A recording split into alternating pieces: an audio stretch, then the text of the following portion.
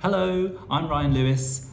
I'm a pianist and music examiner from the United Kingdom, and I was delighted to adjudicate for the Singapore Raffles International Music Festival 2021.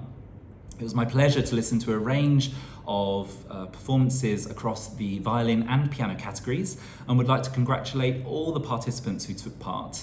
You did an excellent job, and we could hear all the hard work that had gone into crafting those performances, not to mention the recordings and the quality of them.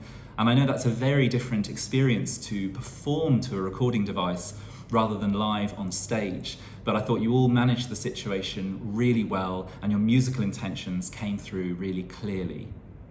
Just a couple of points from me to the pianists in particular. One of the things we have to be careful about are managing the textures in the music, and we must make sure that the voicing is quite careful so that we can hear the melodic detail. And in particular, in some of the softer moments, I felt sometimes the melody could project with a bit more intensity so that it's always really clear within those textures. And the other thing to say is there was some dazzling performances of very fast pieces. This was really exciting to listen to, and those of you who attempted those pieces did a brilliant job.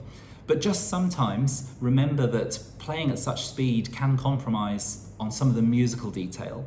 So we do still want to be able to hear very defined shaping and to realise all those little performance details in the score so that it really brings the whole thing to life.